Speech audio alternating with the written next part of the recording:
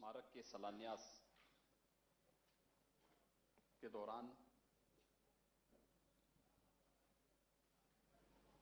आदरणीय प्रधानमंत्री श्री नरेंद्र मोदी जी ने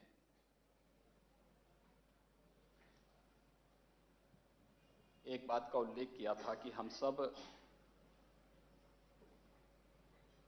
देश के अंदर संविधान लागू करने की तिथि 26 जनवरी को गणतंत्र दिवस के रूप में मनाते हैं,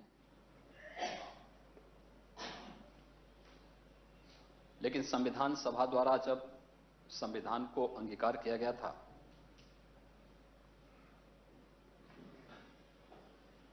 उस तिथि को हम लोगों ने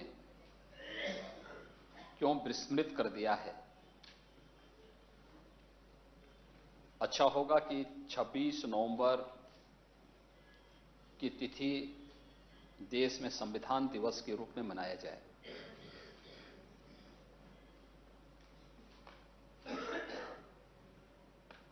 यह वर्ष हमारे लिए बहुत महत्वपूर्ण है। राष्ट्रपिता महात्मा गांधी जी की 150वीं जयंती,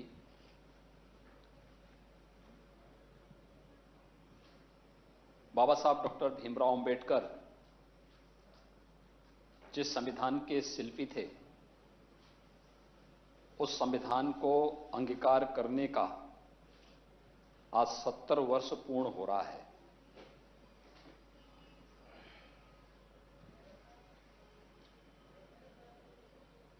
और अगर संविधान अंगीकार करने के 70 वर्ष पूर्ण होने पर देश के संवैधानिक संस्थाओं में इस पर चर्चा हो, मुझे लगता है कि इससे बड़ा अभिनंदनीय कार्य दूसरा और क्या हो सकता है। और आज उत्तर प्रदेश विधानमंडल के समवेत सदन को महामहिम राज्यपाल महोदय द्वारा संबोधित किया गया। संविधान की प्रस्ताविकी के साथ ही संविधान के मूल कर्तव्यों के बारे में, हर नागरिक के क्या दायित्व हैं, इन सब पर उन्होंने अपने अभिभाषण के माध्यम से सदनों का आह्वान किया, प्रदेश की जनमानस का भी आह्वान किया। जब उत्तर प्रदेश विधानमंडल की कार्रवाई एक विशेष सत्र के रूप में यहां पर आज आयोजित हो रही है, तो देश की सबसे बड़ी पंचायत, देश की संसद का भी एक ज्वाइंट सेशन देश की राजधानी दिल्ली में चल रहा है। राष्ट्रपति जी, उपराष्ट्रपति जी, प्रधानमंत्री जी, लोकसभा के अध्यक्ष जी, इन सब का मार्गदर्शन इस अवसर पर वहां प्राप्त हो रहा है। संविधान सभा के सभी जितने भी हमारे महान स्वतंत्रता संग्राम सेनानी थे, उनके प्रति कृतज्ञता ज्ञापित करने और संविधान के उद्देश्यों और संविधान की मूल भावनाओं का सम्मान करते हुए हम भारत को दुनिया के एक महाशक्ति के रूप में स्थापित करते हुए एक भारत श्रेष्ठ भारत बनाने की दिशा में कार्य कर सकें। इस दिशा में जो संकल्प लिया जा रहा है, आज उस संकल्प के साथ हम सब जुड़ रहे हैं। मुझे बहुत अच्छा लगा है और खासतौर पर मैं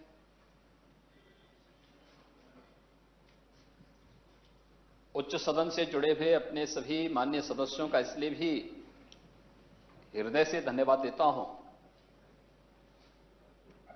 कि काफी वर्षों के बाद राज्यपाल के भाषण में बहुत शानदार तरीके से, बहुत शांति से सभी लोगों ने संविधान के प्रति और संवैधानिक संस्थाओं की मर्यादाओं का पालन करते हुए सदन की कार्रवाई को पूरी गरिमापूर्ण तरीके से आगे बढ़ाया है। यह अद्भुत है। उत्तर प्रदेश के विधानमंडल में ज्वाइंट सेशन में या उसके बाद भी सदन में शांतिपूर्ण तरीके से कार्रवाई आगे बढ़ सके,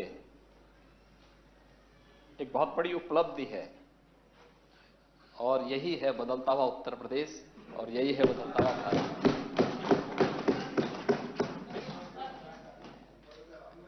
कभी इन सदनों में लात घूंसे भी चले हैं, और आज सब ने उस गरिमा का पालन किया, उस मर्यादा का पालन किया है। कितना शांतिपूर्ण तरीके से, मर्यादित तरीके से हर एक सदस्य ने वहां पर जो आचरण किया है, मैं इन सब का हृदय से अभिनंदन करता हूं, क्योंकि ये कार्य सदन की गरिमा को बढ़ाने के साथ साथ माननीय सदस्य के सम्मान की गरिमा को भी बढ़ाता है। क्योंकि हम में से जितने भी माननीय सदस्य हैं, ये सब इसके पार्ट हैं।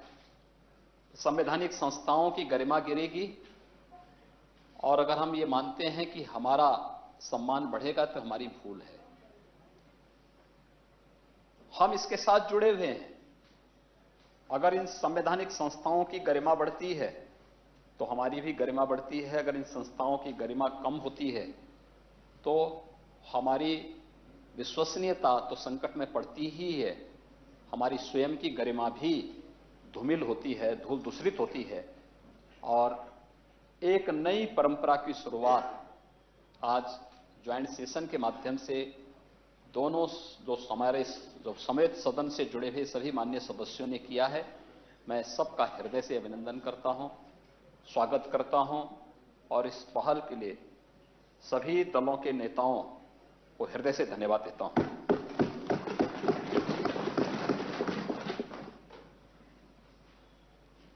महोदय, ये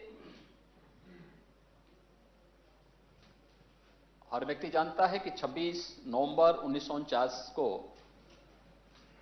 भारत के संविधान को संविधान सभा ने अंगीकार किया, और 26 जनवरी 1950 को इसे देश में लागू किया गया।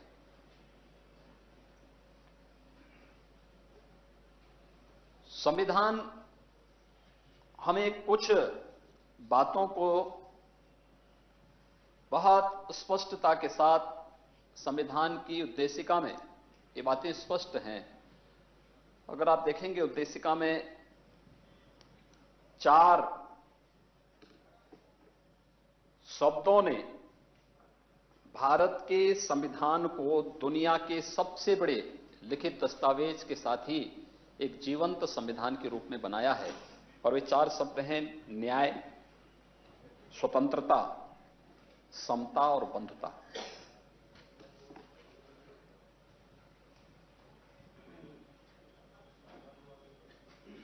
पूरे संविधान की आत्मा संविधान की इस उद्देशिका के इन 4 शब्दों में निहित हो गई। हमने संविधान ऐसा नहीं बनाया कि जो एक बार बन गया ये कभी इसमें संशोधन नहीं हो सकता। देश की आवश्यकता के अनुरूप, यहां के नागरिकों के हित में, देश के हित में जो आवश्यक होगा उस प्रकार की कदम उठाने के लिए और उस प्रकार का निर्णय लेने के लिए, उस प्रकार का संशोधन करने के लिए संवैधानिक संस्थाओं को उस प्रकार का दायित्व भी दिया गया। लेकिन इन 4 शब्दों ने न्याय, सामाजिक, आर्थिक और राजनीतिक न्याय इस देश के प्रत्येक नागरिक को प्राप्त हो। स्वतंत्रता, वैचारिक अभिव्यक्ति, विश्वास, धर्म और उपासना की। समता, प्रत्येक नागरिक की प्रतिष्ठा और अवसर की। और बंधुता, व्यक्ति की गरिमा और राष्ट्र की एकता और अखंडता सुनिश्चित करने की। ये भारत के संविधान कि उन मूल भावनाओं का प्रतिनिधित्व करते हुए चार शब्द सदैव भारत के प्रत्येक नागरिक को वो अधिकार देता है जिन अधिकारों के कारण आज हम सब अलग अलग पृष्ठभूमि से आने के बावजूद एक सदन में एक साथ प्रदेश के लिए या देश के बारे में कुछ सोच पाते हैं, उन कार्यक्रमों को आगे बढ़ा पाते हैं। स्वाभाविक रूप से संविधान सभा के अध्यक्ष के रूप में डॉक्टर राजेंद्र प्रसाद जी की भूमिका, संविधान सभा के प्रारूप समिति के अध्यक्ष के रूप में बाबा साहब डॉक्टर भीमराव अंबेडकर जी की भूमिका, संविधान सभा में जितने भी माननीय सदस्य चुने गए थे, इन सब की भूमिका और संविधान सभा के सदस्य न होने के बावजूद राष्ट्रपिता महात्मा गांधी की भूमिका किस रूप में भारत के स्वतंत्र भारत के लिए रही है, यह किसी से छुपा हुआ नहीं है। और इसलिए अद्भुत संजोग है कि पूज्य बापू की जब 150वीं जयंती के कार्यक्रम के साथ हम सब जुड़े हुए हैं, देश के संविधान के अंगीकार होने के 70 वर्ष, इस उपलक्ष्य में उत्तर प्रदेश विधानमंडल का विशेष सत्र आहूत हो, यह एक अद्भुत संजोग है। और मुझे लगता है कि उत्तर प्रदेश विधानमंडल के लिए यह एक सुनहरा दिन भी है, स्वर्णिम अक्षरों में लिखा जाने वाला दिन है, जब हम किसी अन्य विषय को लेकर के नहीं, संविधान की उद्देशिका को लेकर के और मूल कर्तव्यों को लेकर के हम सदन में चर्चा करने के लिए यहां पर आज बैठे हुए हैं। बहुत है, भारत दुनिया का सबसे बड़ा लोकतंत्र है, लेकिन भारत दुनिया के अंदर जितनी भी सभ्यता और संस्कृतियां मौजूद हैं, उनमें प्राचीनतम सभ्यता और संस्कृति वाला देश भी भारत है। लोकतंत्र भारत के आम जनमानस के मन में रसा बसा है और समय समय पर अलग अलग देश काल परिस्थिति में, अलग अलग कालखंडों में भी संविधान सामाजिक व्यवस्था का संचालन करने के लिए हमारे ऋषि मुनियों ने जिन संहिताओं को जन्म दिया था, स्मृति के रूप में उन्होंने उस कालखंड में देश के संविधान की, उस समय के संविधान की भूमिका के रूप में पूरे समाज का मार्गदर्शन भी किया। लेकिन पहली बार इतने बड़े भूभाग में एक संविधान जो एक समय सीमा के अंदर भारत के महान स्वतंत्रता संग्राम सेनानियों ने रचा, उस संविधान के द्वारा भारत की लोकतंत्र की प्रणाली के साथ साथ एक भारत श्रेष्ठ भारत की इन परिकल्पनाओं को साकार करने की दिशा में जो प्रयास प्रारंभ हुए हैं, वह पूरी दुनिया के लिए कौतूहल का विषय भी है और आश्चर्य की दृष्टि लोग इस बात को देखते भी हैं कि वास्तव में कैसे विविधता में एकता के दर्शन भारत के अंदर होते हैं, कैसे ही हो रहा है।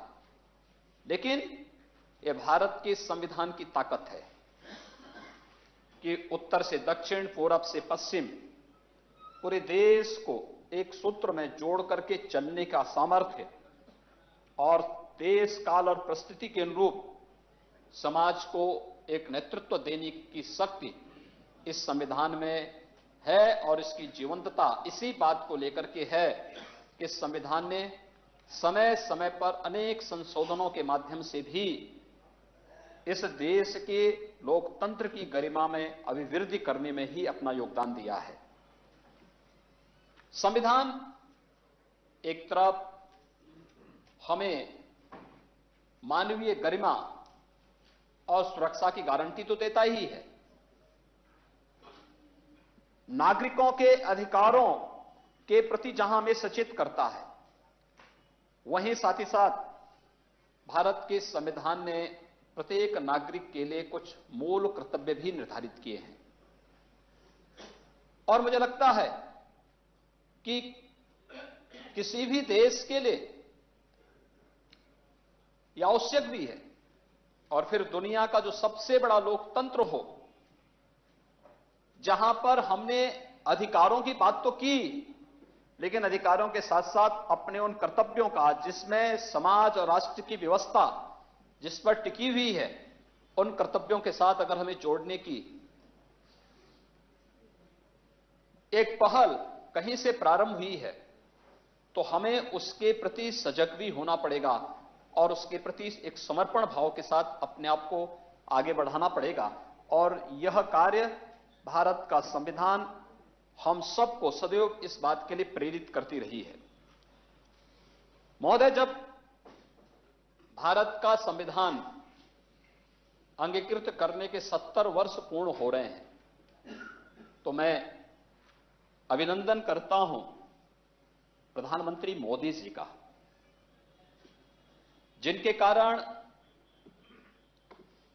बाबा साहब डॉक्टर भीमराव अंबेडकर जी के सपने को साकार करने में 67-68 वर्ष लग गए।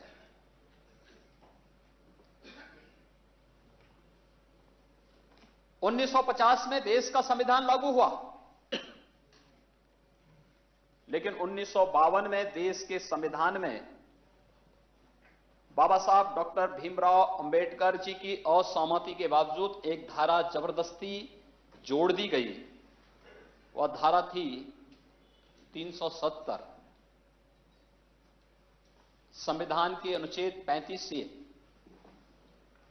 और उस समय भी बाबा साहब भीमराव अंबेडकर ने इस पर अपनी असहमति व्यक्त की थी और उन्होंने इस बात को कहा था कि धारा 370 कश्मीर के लिए एक विष बेल का कार्य करेगी या कश्मीर में अलगाववाद का कारण बनेगी, पृथकतावादी ताकतों के लिए शरणगाह बना देगी। लेकिन उस समय की सरकार ने इस पर अपेक्षित ध्यान नहीं दिया। इस दौरान कश्मीर के हालात सबने देखे थे, लगातार कश्मीर की स्थिति बिगड़ती गई। कश्मीर में एक बड़े तबके को पलायन करने के लिए मजबूर होना पड़ा, आतंकवाद का वह शरणगाह बन गया। भारत का संसद और भारत की संसद के द्वारा पारित कोई भी कानून जम्मू कश्मीर के अंदर लागू नहीं होते थे। डॉक्टर श्यामा प्रसाद मुखर्जी जी ने 1953 में एक आंदोलन भी चलाया कि एक देश में 2 प्रधान, 2 निशान और 2 विधान नहीं चलेंगे। डॉक्टर श्यामा प्रसाद मुखर्जी को अपने आप को बलिदान करना पड़ा था, लेकिन ये कार्रवाई धारा 370 को समाप्त करने की जो कार्रवाई होनी चाहिए थी, किसी ने हिम्मत नहीं दिखाई।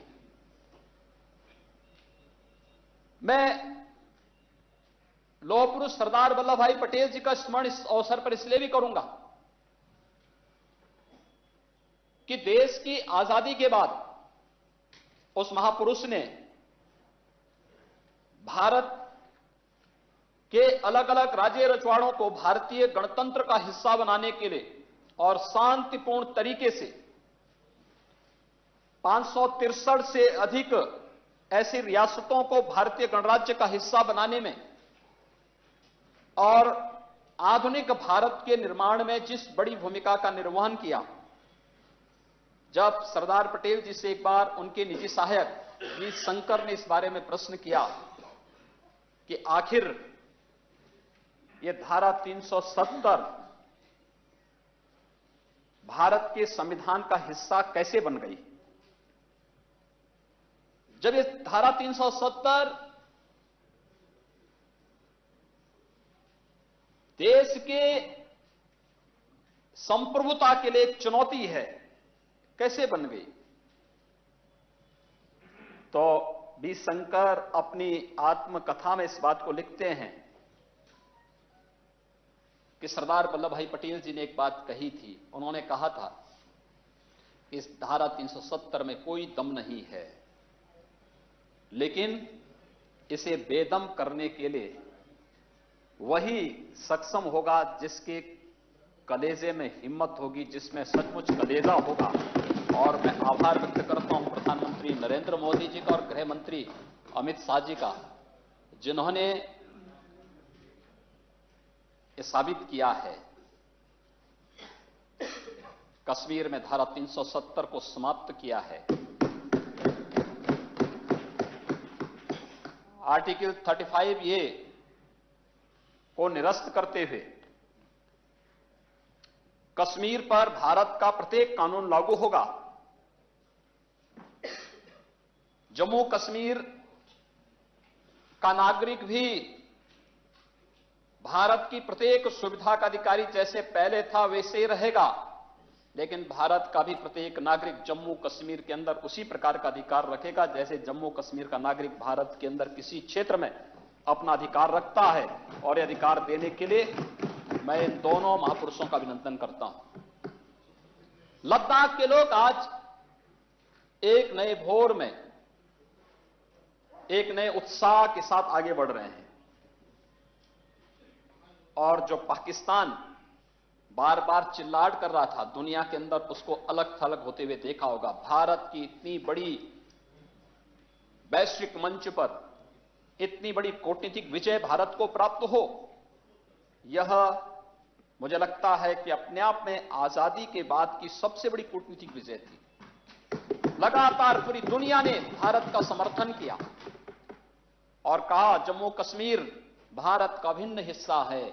और केवल जम्मू कश्मीर ही नहीं, हमारे गृह मंत्री जी ने तो कहा है कि पाक अधिकृत कश्मीर भी भारत का हिस्सा है। और जम्मू कश्मीर के अंदर जम्मू कश्मीर विधानसभा में पाक अधिकृत कश्मीर से जुड़े हुए सदस्यों के स्थान रिक्त हैं और भारत उसे लेकर के रहेगा। यह जज्बा, यह भारतीयता का जज्बा है और यह कार्य हुआ है। एक अद्भुत संजोग है।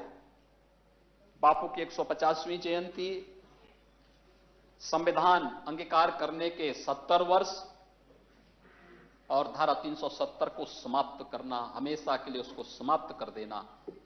जम्मू कश्मीर पूरी तरह से भारत गणराज्य का हिस्सा बना है। भारत का कानून जम्मू कश्मीर के अंदर भी इस रूप में लागू होगा।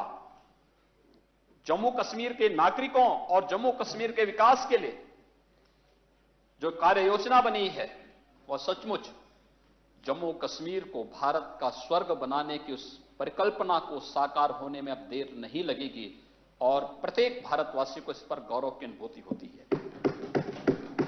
महोदय, यह वर्ष उत्तर प्रदेश के लिए कई महीनों में बहुत महत्वपूर्ण है। हम जब प्रत्येक नागरिक की गरिमा की बात करते हैं, उसके सम्मान की बात करते हैं, इस वर्ष के प्रारंभ में उत्तर प्रदेश को एक अच्छा संजोग मिला कि कई ऐसे घटनाओं के हम सब साक्षी बने हैं। और मुझे लगता है इस माननीय सदन से जुड़े हुए सभी माननीय सदस्य प्रत्यक्ष या अप्रत्यक्ष रूप से उन घटनाओं के साक्षी रहे हैं। खासतौर पर प्रयागराज कुंभ 2019 अपनी स्वच्छता, सुरक्षा और सुव्यवस्था के लिए वैश्विक मंच पर एक नई पहचान बनाया है। यूनेस्को ने पहली बार हजारों वर्षों की कुंभ की विरासत को मानवता के अमूर्त सांस्कृतिक धरोहर के रूप में मान्यता दी।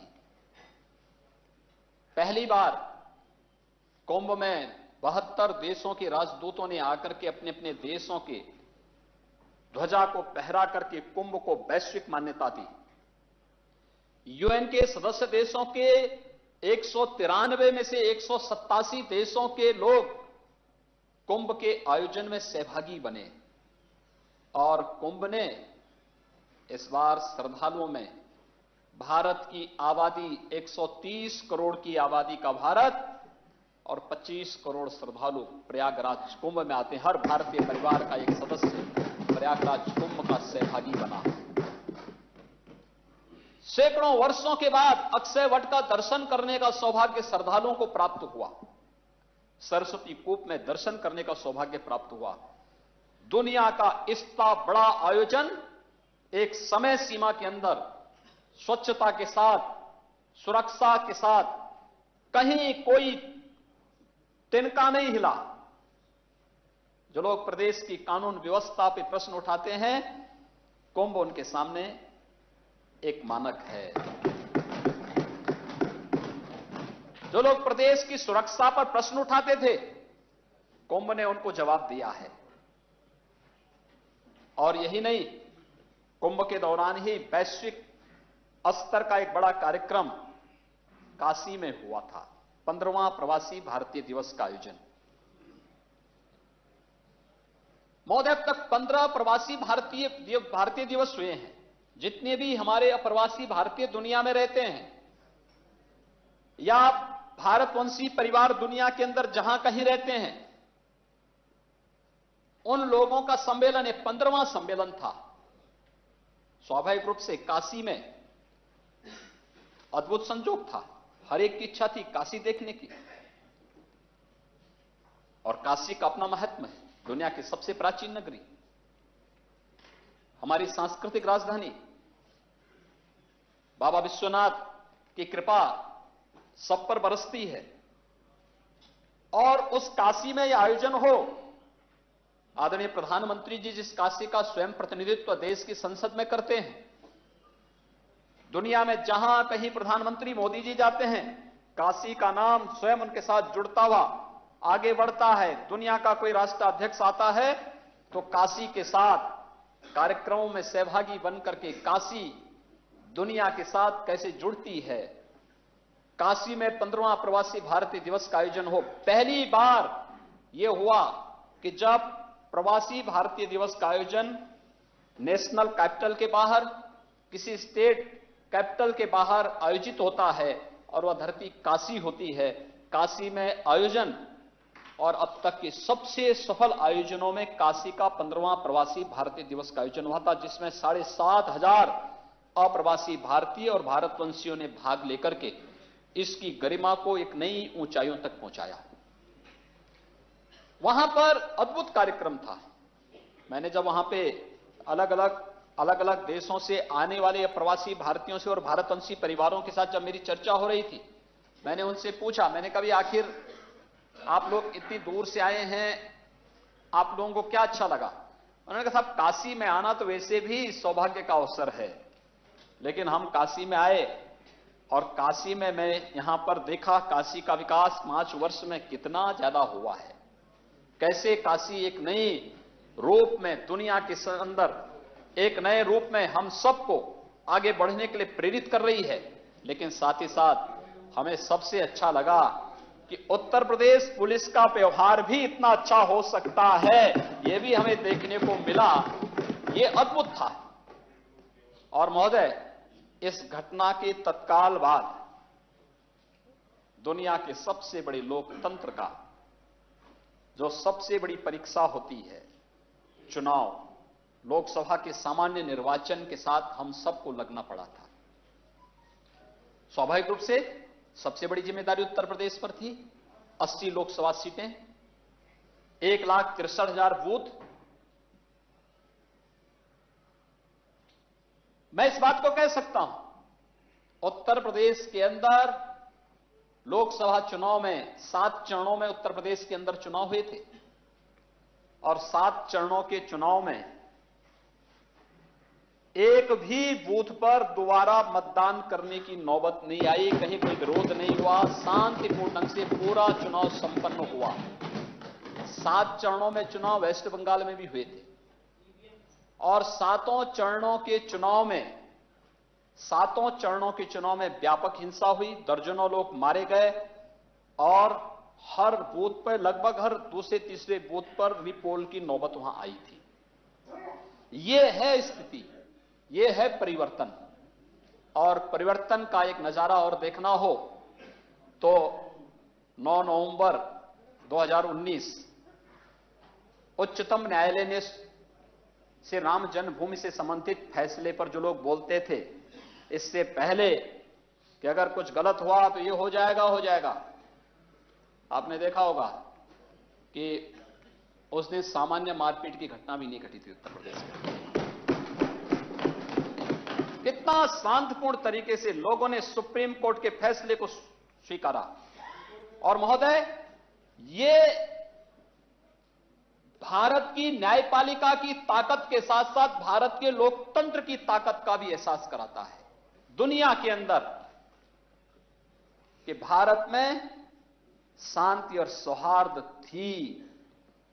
बीच के कालखंड में वोट बैंक के चलते लोगों ने इसको तहस नहस किया और आगे भी इस शांति और सौहार्द की मिसाल आगे बढ़ करके एक भारत श्रेष्ठ भारत के निर्माण के लिए कार्य करती है। और यह साबित हुआ है 9 नवंबर 2019 को श्री राम जन्मभूमि से संबंधित फैसले पर माननीय उच्चतम न्यायालय के फैसले के बाद। ये सारी चीजें इस बात को साबित करती है कि भारत का प्रत्येक नागरिक शांति और सौहार्द में विश्वास करता है। बैंक बनाकर के लोग किसी तुष्टीकरण की भेंट न चढ़ा दें, यही तो होता रहा। वोट बैंक बने थे, हर एक ने अपने वोट बैंक बना दिए थे। किसी ने जाति का बना दिया था, किसी ने मत और मजहब का बना दिया था, किसी ने क्षेत्र का, किसी ने भाषा का, किसी ने किसी अन्य का। लेकिन यह सब नजारा अगर देखना हो, उत्तर प्रदेश विधानमंडल कुछ नए ऐतिहासिक कदमों की ओर आगे बढ़ रहा है। और ये कदम ऐतिहासिक इसलिए भी हैं, ये आने वाले समय के लिए एक नजीर बनेंगे। जब तक लोकतंत्र है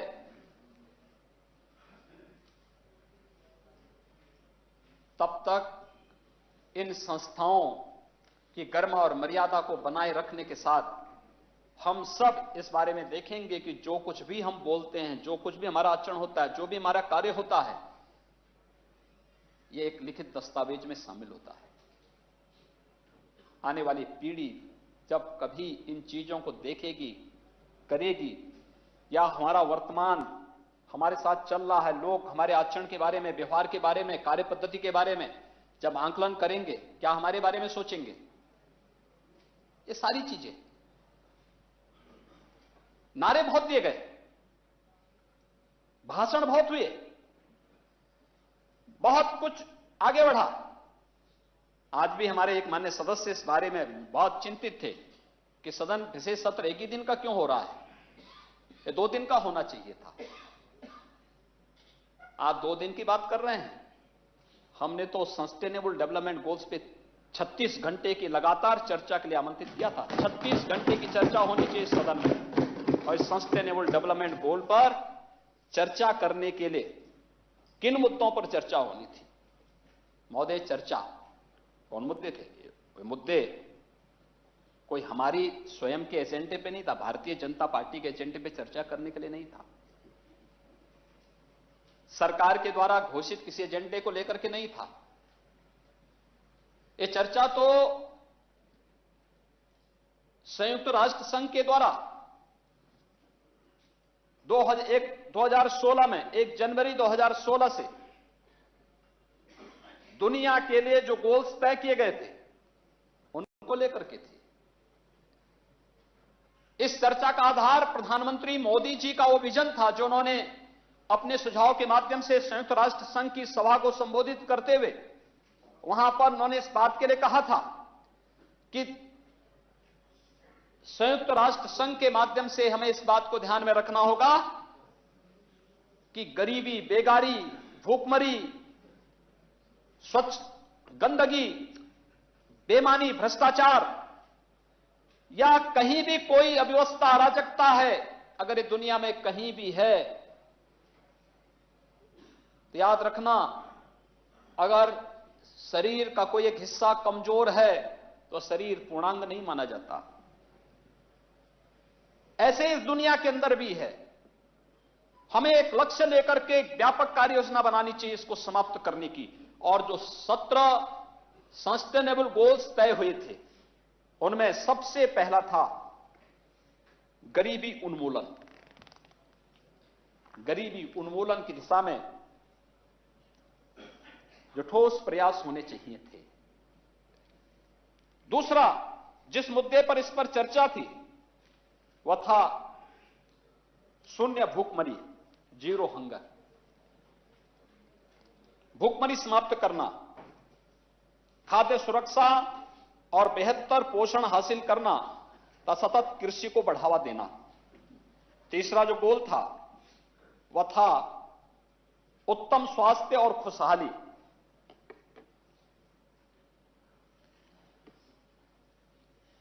चौथा जो गोल था महोदय था क्वालिटी एजुकेशन, गुणवत्तापूर्ण शिक्षा। पांचवा जेंडर इक्विलिटी, लैंगिक समानता। छठा स्वच्छ जल और स्वच्छता, क्लीन वाटर एंड सैनिटेशन। सातवां सस्ती और प्रदूषण मुक्त एनर्जी, ऊर्जा, एफोर्डेबल एंड क्लीन एनर्जी। आठवां उत्कृष्ट कार्य और आर्थिक वृद्धि, decent work and economic growth. नौवां गोल था उद्योग, नवाचार और बुनियादी सुविधाएं, इंडस्ट्री, इनोवेशन एंड इंफ्रास्ट्रक्चर। 10वां गोल था असमानताओं में कमी, यानी राष्ट्रों के अंदर और उसके बीच असमानता को कम करना। यह असमानता को ही कम करने का ही परिणाम है धारा 370 को समाप्त करना, ये उसी का पार्ट है। 11वां है संवहनीय शहर और समुदाय, यानी सस्टेनेबल सिटीज एंड कम्युनिटीज। 12वां संवहनीय उपभोग और उत्पादन, रिस्पॉन्सिबल कंजप्शन एंड प्रोडक्शन। इसमें क्या करना है? 13वां जलवायु परिवर्तन और 14वां जलीय जीवों की सुरक्षा। 15वां थलीय जीवों की सुरक्षा। 16 शांति, न्याय और सशक्त संस्थाएं। और 17 लक्ष्य हेतु भागीदारी, पार्टनरशिप फॉर गोल्स। ये 17 जो गोल निर्धारित किए गए हैं इन्हीं को लेकर के हमने विशेष सत्र आहूत किया था और 36 घंटे तक दोनों सदन चले। अगर हम गरीबी को सर्वथा अंत करने की बात करते हैं तो गरीबी, इसमें जाति, मत, क्षेत्र, भाषा, मजहब कहां से आ जाता है? गरीबी गरीबी, इसका सर्वथा अंत होना चाहिए। और इसीलिए हम इसे सदन का पाठ बनाने के लिए एक प्रस्ताव लेकर के आए थे। यहां पे चर्चा होनी चाहिए, भूखमरी पूरी तरह समाप्त हो।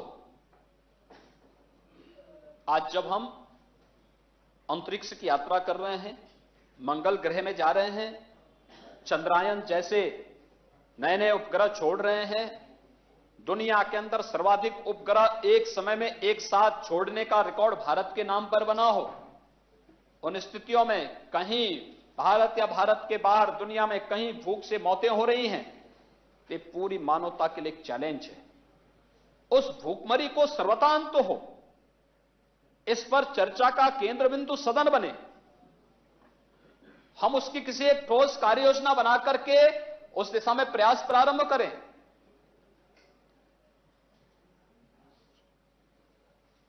उत्तम गुणवत्तायुक्त शिक्षा, उत्तम स्वास्थ्य की गारंटी, इन्हीं सब मुद्दों को लेकर के ये विषय सब इसी से जुड़े हुए विषय हैं। ये संविधान के उन मूल भावनाओं का ही प्रतिनिधित्व करती है जिस भावना को ध्यान में रख करके इस देश के अंदर हर एक नागरिक को, जो बाबा साहब भीमराव अंबेडकर का सपना था, जो बापू का सपना था, वह यही सपना था जिसे साकार करने के लिए आज वर्तमान सरकारें इस दिशा में ठोस प्रयास कर रही हैं। दुनिया के लिए गोल दिए गए 2030 तक हम इसे अचीव करेंगे और हमारी केंद्र की सरकार ने तय किया कि 2022 तक हर परिवार के पास अपना सिर ढकने के लिए छत हो। और उत्तर प्रदेश देश के अंदर सबसे अधिक प्रधानमंत्री आवास बनाने वाला राज्य बना एक समय सीमा के अंदर। आज हम 25 लाख क्रॉस कर चुके हैं। यह संख्या हमारी ग्रामीण और शहरी क्षेत्रों के साथ साथ मुख्यमंत्री आवास योजना को भी हम जोड़ें तो 28 लाख की सीमा को क्रॉस करता है। 28 लाख परिवारों को प्रधानमंत्री आवास योजना और मुख्यमंत्री आवास योजना में आवास मिलना इस बात की गारंटी देता है कि हम लोगों के जीवन में खुशहाली लाने की दिशा में एक प्रयास प्रारंभ कर रहे हैं। लोगों के जीवन में स्वच्छता का महत्व क्या है? मुझे लगता है कि पूर्वी उत्तर प्रदेश से आने वाले हमारे या नेपाल सीमा से सटे हुए जनपदों से आने वाले हमारे प्रतिनिधिगण इस बात को जानते हैं। इंसेफ्लाइटिस से 40 वर्षों से मौतें होती रही। गोरखपुर समेत पूर्वी उत्तर प्रदेश के प्रत्येक जनपद में होती थी। हजारों बच्चे इससे पीड़ित होते थे, मौतें होती थी, ये आंकड़े बनते थे।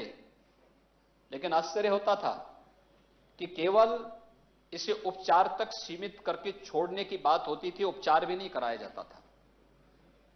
महोदय, मैं इस बात को कह सकता हूं, स्वच्छ भारत मिशन का परिणाम है। स्वच्छ भारत मिशन में हम लोगों ने 2,61,00,000 परिवारों को एक एक टॉयलेट उपलब्ध कराने में सफलता प्राप्त की। एक समय सीमा के अंदर लोगों को स्वच्छता के प्रति जागरूक किया गया। प्लास्टिक मुक्ति के लिए, प्लास्टिक मुक्त प्रदेश हो, इसके लिए अभियान चला और स्वच्छता के प्रति जन आंदोलन का परिणाम है कि इंसेफ्लाइटिस से मौत के आंकड़े 90% कम हुए हैं। और ये मरने वाले लोग कौन थे? ये बच्चे कौन थे? ये मरने वाले बच्चे अल्पसंख्यक समुदाय के और अनुसूचित जाति जनजाति समुदाय से ज्यादातर थे। दुर्भाग्य है, लोगों ने उन्हें वोट बैंक तो बनाया, लेकिन उनकी हो रही असामयिक मौत पर संवेदना की बात तो दूर, शासन स्तर पर कोई ठोस कार्य योजना बनाने का प्रयास भी नहीं किया गया। इस दौरान तो 1977-78 से बीमारी आई थी और तब से कौन ऐसा दल है जो कह सकता हम सत्ता में न रहे हों? सभी लोग सत्ता में थे, सभी लोग थे। और उन सत्ता में रहने वाले लोगों ने क्या इसके लिए किया? ये केवल गोरखपुर में नहीं थी बीमारी, कुशीनगर से लेकर के और सहारनपुर तक आप चले जाइए, अमेठी और रायबरेली में भी इससे जुड़े हुए मरीज थे। लेकिन कभी भी इस पर ध्यान देने का प्रयास नहीं हुआ और इसीलिए स्वच्छ भारत मिशन में इतने लोगों को शौचालय देने की कार्रवाई हुई। डॉक्टर राम मनोहर लोहिया एक बात को कहते थे, उन्होंने एक बात को कहा था कि इस देश की जो आवश्यकता है और खासतौर पर महिलाओं के बारे में उनका था कि जो भी सरकार इनकी ऊर्जा की आपूर्ति कर देगी और उनके लिए स्वच्छता की दिशा में ठोस कदम उठा देगी, यानी उन्हें टॉयलेट उपलब्ध कराने और उनकी ऊर्जा की आवश्यकताओं की पूर्ति करने में जो सरकार सहयोग कर देगी, उस सरकार को आने वाले 50 वर्षों तक कोई हटा नहीं सकता है। और मुझे लगता है कि प्रधानमंत्री मोदी जी ने यह करके दिखाया है। अकेले उत्तर प्रदेश के अंदर 1,47,00,000 परिवारों को प्रधानमंत्री उज्ज्वला योजना में रसोई गैस के सिलेंडर मिले हैं। ये कौन व्यक्ति है? अनुसूचित जाति का है, जनजाति का है, अति पिछड़ी जाति का है, अन्य गरीब आर्थिक रूप से कमजोर तबके का व्यक्ति है। ये जो आवास मिले हैं इन्हीं लोगों को मिले हैं, ये जो शौचालय मिले हैं इन्हीं लोगों को मिले हैं। और यही नहीं,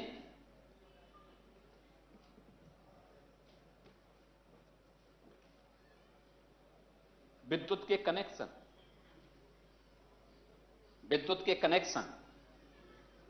ये विद्युत के कनेक्शन भी 1,16,00,000 परिवारों को निःशुल्क सौभाग्य योजना के अंतर्गत विद्युत कनेक्शन देने का कार्य भी प्रधानमंत्री मोदी जी की अनुकंपा से अकेले उत्तर प्रदेश में इतने परिवारों को मिले। लगभग 1,80,000 के आसपास मजदूरों तक इंफ्रास्ट्रक्चर बिछाया गया विद्युत का। बड़ा भारी कार्य इसमें किया गया। लगातार इस पर कार्रवाई चल रही है, लगातार इस कार्यक्रम को आगे बढ़ाया जा रहा है। उत्तर प्रदेश, ये वही उत्तर प्रदेश है। अभी हमारे नेता प्रतिपक्ष इस बात को कह रहे थे कि आपने 1 यूनिट भी विद्युत का उत्पादन नहीं किया, लेकिन ये हमारी ताकत है कि बिना उत्पादन के प्रदेश में समान रूप से 24 घंटे, 22 घंटे और 18 घंटे की विद्युत की आपूर्ति हम कर सकते हैं। ये ताकत है और यही ताकत है जो प्रदेश के अंदर हर एक व्यक्ति ने जिस ताकत को महसूस किया है। और इसीलिए लोकसभा चुनाव में तमाम बंधन गठबंधन होने के बावजूद उन्होंने भारतीय जनता पार्टी के पक्ष में अपना पूरा समर्थन व्यक्त किया है।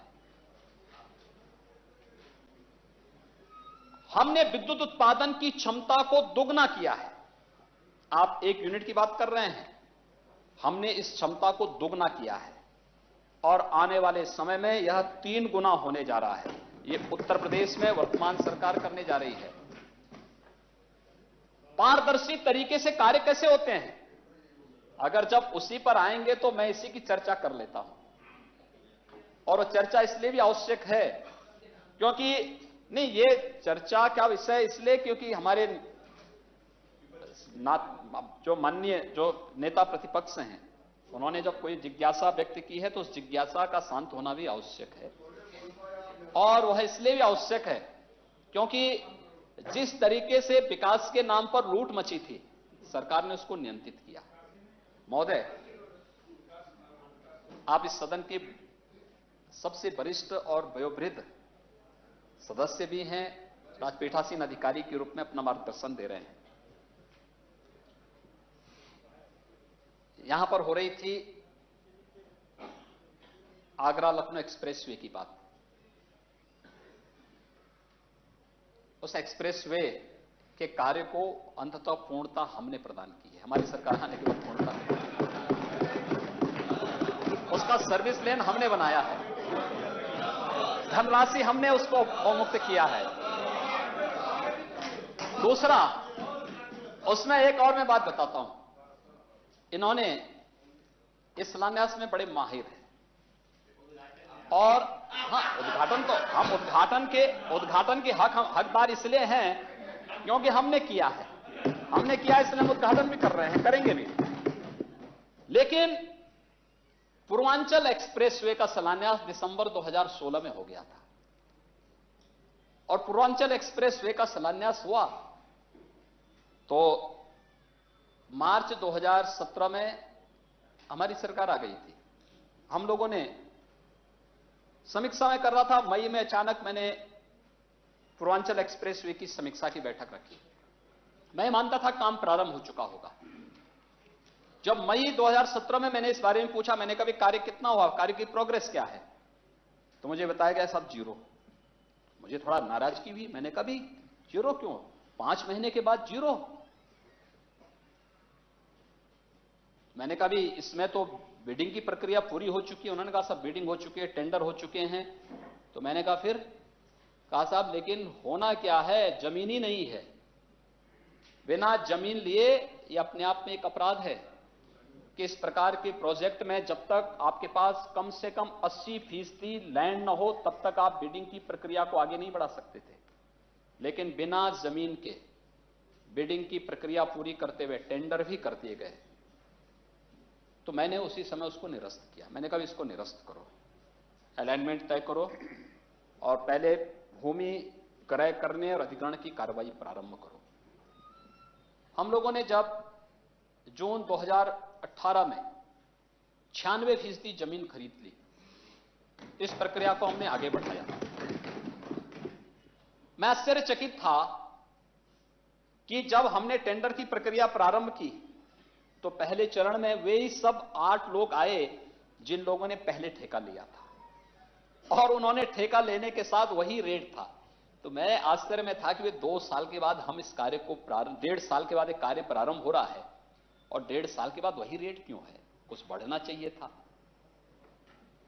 तो मैंने उसको भी निरस्त किया और मैंने कहा एक काम करो, टेक्निकल और फाइनेंशियल बिड एक साथ आनी चाहिए, और इसकी बिड्स में कुछ हमने और संशोधन करके उसको और सरल बनाया। एक कंपटीशन उसमें करवाया। 3 महीने के बाद जो बिड खुली और उसके बाद टेंडर हुए, अवार्ड हुए। अब आश्चर्य करेंगे कि समाजवादी पार्टी की सरकार में जो पूर्वांचल एक्सप्रेसवे 340 किलोमीटर लंबा और 110 मीटर चौड़ा बनना था, हमारी सरकार में वही 341 किलोमीटर लंबा यानी 1 किलोमीटर अधिक है और 120 मीटर चौड़ा। इसको बनाने की कार्रवाई प्रारंभ हुई। इनके समय में कम दूरी थी, कम चौड़ाई थी और तब उसकी लागत थी 15,200 करोड़ रुपए। हमारे समय में 1.5 साल के बाद हम उसी कार्यक्रम को जब आगे बढ़ाते हैं, चौड़ाई ज्यादा है, लंबाई भी ज्यादा है, लेकिन वह 15,000 स्टैंडर्ड होता है। ऊंचाई स्टैंडर्ड होती है भाई, आसमान में आप नहीं लेके जाएंगे। एक स्टैंडर्ड होता है, एक स्टैंडर्ड मानक होता है उसका। सुनने की आदत डालो। 15,200 करोड़ नहीं, 11,800 करोड़ रुपए में वही एक्सप्रेसवे बन रहा है। यह है विकास की सच्चाई। और नेता प्रतिपक्ष अहमद हसन जी, आप तो पुलिस के अधिकारी रहे हैं। स्वाभाविक रूप से दोनों प्रकार के अधिकारी होते हैं, अच्छे भी होते हैं, बुरे भी होते हैं, लेने वाले भी होते हैं, देने वाले भी होते हैं। आपसे ज्यादा कौन इसको जान सकता है। लेकिन आप सोचिए, यह विकास था, यही विकास था। और यही विकास उत्तर प्रदेश के परसेप्शन को देश और दुनिया के अंदर बदनाम किया था। यही कारण था उत्तर प्रदेश में कोई आना नहीं चाहता था। यही कारण था उत्तर प्रदेश के बारे में लोग कार्य नहीं करना चाहते थे। कल मैं सोच रहा था, कल मैं देख रहा था कि कितनी बड़ी बड़ी घोषणाएं आप कैसे कैसी बातें कर रहे थे, और मैं इसीलिए आया। आप अपराध की बात कर रहे थे।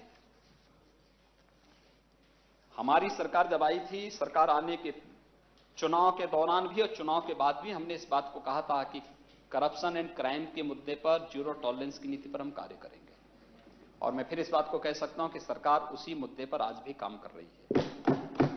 ये जो पीएफ घोटाला पावर कॉर्पोरेशन के कर्मियों के साथ हुआ है, ये मैं मानता हूं कि हो सकता है, क्योंकि सरकार का उसमें जो ट्रस्ट बना है, सरकार सीधे उसमें नहीं है। लेकिन इसकी शुरुआत 2016 में, दिसंबर 2016 में हो गई थी। दूसरा, एमडी पावर कॉरपोरेशन के कार्यकाल को बार बार कौन सरकार बढ़ा रही थी?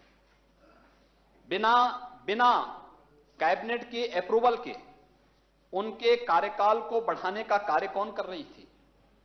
और इस पूरे पीएफ घोटाले का मास्टरमाइंड कोई था तो वह पिछली सरकार का सबसे प्रिय अधिकारी हुआ करता था, और उसको उठाकर के इसीलिए जेल के अंदर ठूंसने का कार्य हमारी सरकार ने किया। और हमने इस बात को कहा है कि किसी भी कर्मचारी के हितों के साथ कुठाराघात नहीं होने देंगे, और पावर कॉरपोरेशन ने भी इस बात को कहा है कि कर्मचारियों के पीएफ की एक एक पाई लेंगे, और पाई नहीं लेंगे, जो भी इस घोटाले में लिप्त होगा उनकी पूरी प्रॉपर्टी को जब्त करके एक एक कर्मचारी की पाई लौटाने का कार्य करेंगे। लेकिन जो भी दोषी होगा उस दोषी को बख्शेंगे भी नहीं, और ये सरकार ने कहा है, सरकार वो कार्य करके दिखाएगी भी। जहां तक बात है प्रदेश में, कल मैं सुन रहा था और कभी कभी गलती से लोगों के मुंह से शब्द निकल ही जाते हैं। हमारे नेता प्रतिपक्ष बहुत सज्जन हैं, सरल हैं, पुलिस सेवा में होने के बावजूद सज्जनता उनके अंदर झलकती है और उनके व्यवहार में भी झलकती है। वे गोरखपुर में एसएसपी और डीआईजी दोनों थे, अच्छा इनका कार्यकाल था, सुलझे हुए अधिकारी रहे हैं और सुलझे हुए नेता प्रतिपक्ष भी हैं। लेकिन कल समाजवादी पार्टी कह रही थी कि अनुसूचित जाति से जुड़े हुए मुद्दों को लेकर के हम कल धरना प्रदर्शन करेंगे। मैं आप सबका अभिनंदन करता हूं कि आप आज सदन में आए हैं, स्वागत करता हूं, इस चर्चा का हिस्सा बन रहे हैं और इस कार्यक्रम को आगे बढ़ाने में अपना योगदान दे रहे हैं। लेकिन मैं एक बात बताऊं कि प्रदेश के अंदर महोदय, ये लोग अनुसूचित जाति जनजाति के कितने बड़े हितैषी हैं। इन्होंने 16-17 में अनुसूचित जाति जनजाति के सभी छात्रों की छात्रवृत्ति ही रोक दी थी, सभी छात्रवृत्ति रोक दी थी। और जब मार्च 2017 में हमारी सरकार आई तब हमने पूरा पैसा एक साथ रिलीज किया था उन सभी छात्रों के लिए। मेरे पास आंकड़े हैं, इन आंकड़ों को मैं आपके सामने प्रस्तुत भी कर रहा हूं। ये लोग बात कर रहे हैं, कह रहे थे पेंशन एक कॉमन मैन की कोई जाति नहीं होती। हमने तो कोई केंद्र की या प्रदेश की कोई भी योजना हमने भाजपा के नाम पे नहीं जारी की। हमने नहीं कहा कि भाजपा पेंशन योजना है, हमने नहीं कहा भाजपा एम्बुलेंस सेवा, हम भी कर सकते थे, हमने नहीं किया। पार्टी अलग है। आप पार्टी में रह करके अपना काम करिए, अपनी विचारधारा को पार्टी के अंदर रखिए, जिसको स्वीकार्य हो आपके साथ जाएं, जिसको नहीं स्वीकार्य उसको जबरदस्ती क्यों आप करना चाहते हैं। और संविधान में समाजवादी शब्द कब जुड़ा है? 76 में जुड़ा है ना, यानी आप इमरजेंसी का समर्थन करते हैं, आप आपातकाल का समर्थन करते हैं। मैं सोशलिस्ट का नहीं, मैं राम राज्य का समर्थक हूं। मैं बापू के राम राज्य की भावना का समर्थन करता हूं। इस देश को समाजवाद नहीं, सामाजवाद का देखे अलग अलग ब्रांड बन चुके हैं। कभी आप कांग्रेस की गोद में जाते हैं, कभी बसपा की गोद में जाते हैं, कभी आप लोग किसी अन्य उसके नाम पर वो करते हैं। इसको छोड़िए ये बात। लेकिन मैं इस बात को कह सकता हूं, यह देश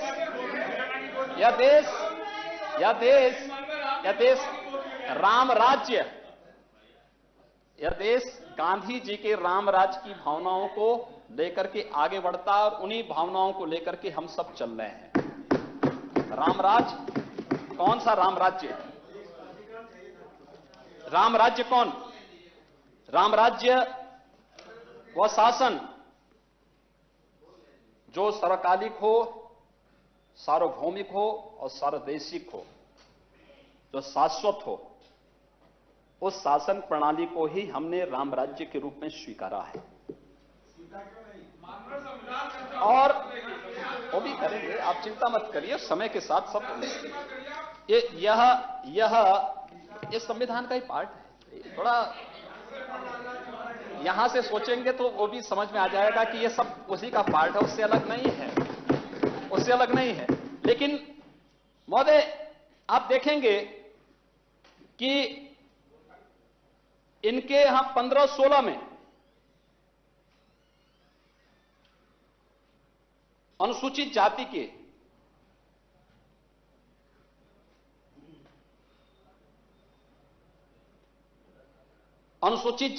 के छात्रों की छात्रवृत्ति और शुल्क प्रतिपूर्ति समाजवादी पार्टी की सरकार में 16,60,295 छात्रों को यह मिली थी सुविधा। यानी दोनों मिलाकर के यानी डबल हो जाएगा। बहुत सारे बच्चे ऐसे होंगे छात्रवृत्ति भी और शुल्क प्रतिपूर्ति दोनों मिला होगा। ये कुल 16,60,295 थी और हमारी सरकार आई है तब यह बढ़कर के 35,10,215 हुई। ये आंकड़े हैं और इन आंकड़ों को मैं आपके सामने यहां पे रख रहा हूं। आप इन आंकड़ों को कहीं से भी हासिल कर सकते हैं, इनको आप इसके माध्यम से इनकी जानकारी भी ले सकते हैं। महोदय यही स्थिति पेंशन की बात कर रहे थे। संविधान उसी का पार्ट है। स्वतंत्र आप काशी से आते हैं और कभी कभी कुछ अच्छा भी सोच लिया करिए। महोदय हमारी सरकार के समय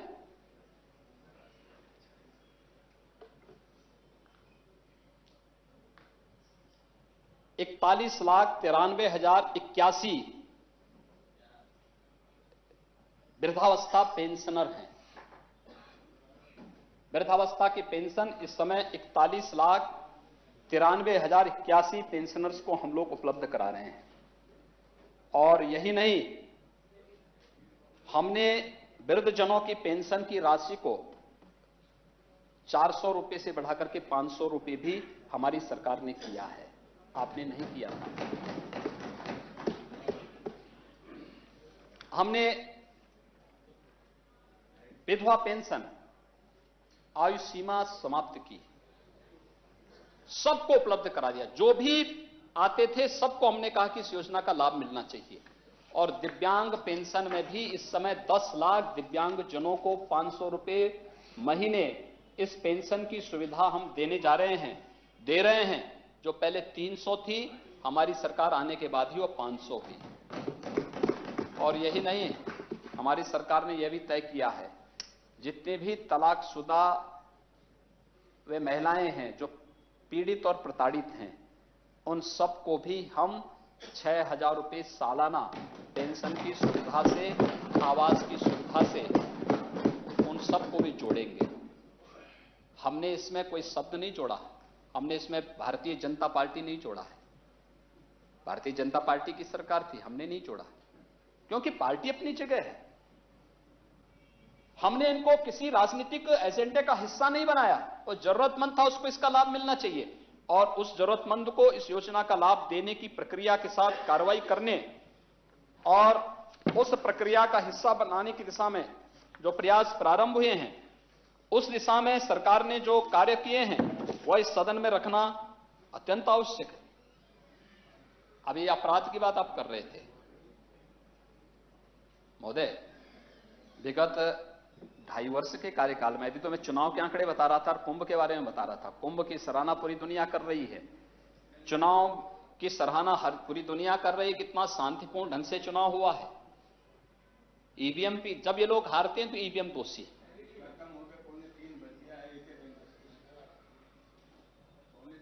ये तब तो ये दोषी हैं, यानी तब तो ईवीएम दोषी। और जब ये जीतते हैं तब ईवीएम, यानी तब ईवीएम दोषी हो गया। हम जीते तो ईवीएम दोषी, ये जीते तो इनकी उपलब्धि हो गई। याद रखना, मुलायम सिंह जी चीफ मिनिस्टर बने थे, या श्री अखिलेश यादव जी या सुश्री मायावती जी मुख्यमंत्री बनी थी, उसी ईवीएम से चुनाव हुए थे। और उसी ईवीएम से चुनाव जीत करके वे लोग भी मुख्यमंत्री बने थे। या 4 से 14 के बीच में यूपीए की सरकार थी, कांग्रेस नेतृत्व की, उसी ईवीएम से चुनाव हुए थे। अपने ने हम कभी इसका विरोध नहीं किए, हम टेक्नोलॉजी के कभी विरोधी नहीं रहे, कभी विरोधी नहीं रहे। हमने हमेशा टेक्नोलॉजी को अपनाने की बात की और टेक्नोलॉजी को हम आगे बढ़ाए हैं। और महोदय, यही कारण है कि चुनाव आयोग के तर्कों को सुप्रीम कोर्ट ने स्वीकार किया और इस बात को माना कि अनावश्यक रूप से एक लोकतांत्रिक व्यवस्था को बहुत अच्छे ढंग से आगे बढ़ाने की प्रक्रिया में अनावश्यक बाधक है। अगर आप प्रदेश की कानून व्यवस्था की बात कर रहे थे तो 2016 के सापेक्ष, तो अगर मैं पहले तो इस बात को ही कह दूं कि 2016 और 2019 के सापेक्ष अगर हम चर्चा करें तो हत्या के मामले में 25% की कमी आई है, गंभीर अपराधों में 11% की कमी आई है। और महोदय, यही नहीं हम लोगों ने विगत 2.5 वर्ष के दौरान उत्तर प्रदेश के अंदर एक भी दंगा नहीं हुआ। यह भी उत्तर प्रदेश की हमारी सरकार की उपलब्धि है।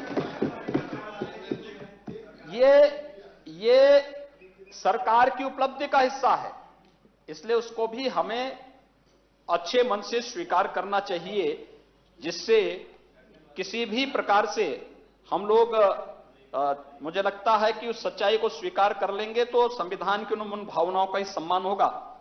जो नेता प्रतिपक्ष हमारे किसानों की बात कर रहे थे,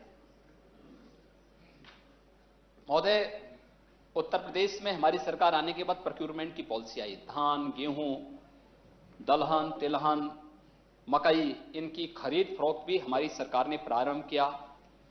आज प्रदेश के अंदर 6000 स्थानों पर धान क्रय केंद्र स्थापित होकर के इस प्रक्रिया को तेजी के साथ हम आगे बढ़ा रहे हैं। और यही नहीं, गन्ना किसानों का 10,000 करोड़ नहीं बल्कि अब तक 76,000 करोड़ रुपए से अधिक का गन्ना मूल्य का भुगतान हमारी सरकार आने के बाद ये चीजें आगे बढ़ी हैं। इन्वेस्टर समिट प्रदेश में अच्छे कानून व्यवस्था का राज स्थापित करने का परिणाम है कि तेजी के साथ आज लगभग 2.5 लाख करोड़ रुपए से ऊपर का निवेश प्रदेश के अंदर हुआ है, रोजगार का सृजन हुआ है, अलग अलग सेक्टर में लोगों ने आना प्रारंभ किया है। और चीनी मिलों की बात कर रहे हैं, अभी तो रमाला, पिपराइच और मुंडेरवा की चीनी मिलों को नवीनीकरण के साथ नई चीनी मिलों को वहां पर हम लोग चला करके आए हैं। और यही नहीं, आने वाले समय में ढेर सारे उद्योग उत्तर प्रदेश के अंदर या तो लग चुके हैं, चालू स्थिति में हैं, या फिर उन कार्यक्रमों को आगे बढ़ाने की कार्रवाई हो रही है। अभी माननीय नेता प्रतिपक्ष के नेतृत्व में एक डेलीगेशन उन्नाव गया था और उन्नाव में गए डेलीगेशन ने वहां पर देखा, जब प्रशासन ने इनके सामने अपनी बात रखी कि साहब ये तो सब आप ही के समय हुआ था, ये मुआवजा जो वहां तय हुआ है ये हमने नहीं तय किया, ये सब इन्हीं के समय तय हुआ, अधिग्रहण की कार्रवाई इन्हीं के समय तय हुई थी। हम तो अब उसको लागू कर रहे हैं कि जो इन्होंने तय किया था। भाई सरकारें आएंगी जाएंगी, लेकिन वो चीजें लागू होनी चाहिए, जिससे, क्योंकि डेवलपमेंट में उन किसानों का हित है। डेवलप करके उन किसानों को जमीन हम वापस, कुछ जमीनें वापस की जानी है। जो 6% जमीन किसानों को वापस कर की जानी है, उस 6% जमीन के लिए किसान सहमत है, लेकिन बाहरी तत्व आकर के वातावरण खराब करके विकास की योजनाओं में अनावश्यक हस्तक्षेप करे, ये स्वीकार्य नहीं होना चाहिए। और अंततः इन लोगों ने जब इस बात को देखा तो ये लोग चुपचाप वापस भी आ गए कि नहीं, ये चीजें वास्तव में आज दवा अस्पतालों में बहुत अच्छी है। महोदय, अस्पतालों की चर्चा कर रहे थे, दवाओं की बात कर रहे थे। पहली बार प्रदेश के अंदर 6.5 करोड़ परिवारों को, 6.5 करोड़ लोगों को, 6.5 करोड़ लोगों को 5 लाख रुपए सालाना निःशुल्क स्वास्थ्य सुविधा उपलब्ध करा रही है प्रदेश सरकार। दवाइयां मार्च 2017 के पहले जितनी दवाइयां उपलब्ध होती थी चिकित्सालयों में, उससे कई गुना ज्यादा दवाइयां आज उपलब्ध हैं। और अगर मेडिकल एजुकेशन की आप बात करेंगे, 1947 से 2016 तक कुल 12 गवर्नमेंट मेडिकल कॉलेजेस बने थे और 2016 से 19 के बीच 15 नए मेडिकल कॉलेजेस बन रहे हैं। 14 के नए प्रस्ताव गए हैं। 7 मेडिकल कॉलेजेस में इस सत्र में हमने प्रवेश प्रारंभ किया। गोरखपुर और रायबरेली एम्स में इसमें ओपीडी और प्रवेश इस वर्ष हम लोगों ने प्रारंभ कर चुके हैं। ये सब कार्य स्वास्थ्य सेवाओं की गुणवत्ता के लिए ही किया जा रहा है। बेसिक एजुकेशन हो, माध्यमिक का हो, उच्च शिक्षा का हो, प्राविधिक शिक्षा का हो, वोकेशनल एजुकेशन का हो, हर एक क्षेत्र में कुछ न कुछ नया करने का प्रयास इस दौरान हुआ है। और मुझे लगता है कि बेहतर कार्य योजना के साथ आज आगे बढ़ते हुए आज हम पूर्वांचल एक्सप्रेसवे को भी आगे बढ़ा रहे हैं। आज बुंदेलखंड में भी एक नए एक्सप्रेसवे के लिए सरकार ने पूरी प्रक्रिया आगे बढ़ा दी है। इधर 1-2 महीने के अंदर हम उसका भी शिलान्यास करके 2022 के पहले उसको हम आगे बढ़ाएंगे। डिफेंस मैन्युफैक्चरिंग कॉरिडोर बुंदेलखंड के साथ साथ कानपुर, लखनऊ, आगरा, अलीगढ़, इन नए नोड के साथ इसको हम आगे बढ़ाने जा रहे हैं। गंगा एक्सप्रेसवे है, गंगा मैं उसी पे आ रहा हूं। और एक नया एक्सप्रेसवे जिस पर आपने ध्यान आकर्षित किया है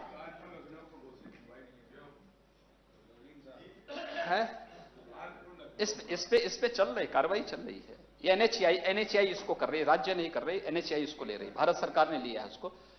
गंगा एक्सप्रेसवे महोदय, गंगा एक्सप्रेसवे जो लगभग 640 किलोमीटर मेरठ से प्रयागराज तक, हम इस एक्सप्रेसवे को बनाने की कार्रवाई प्रारंभ कर चुके हैं। सर्वे की कार्रवाई हमारी प्रारंभ हो चुकी है।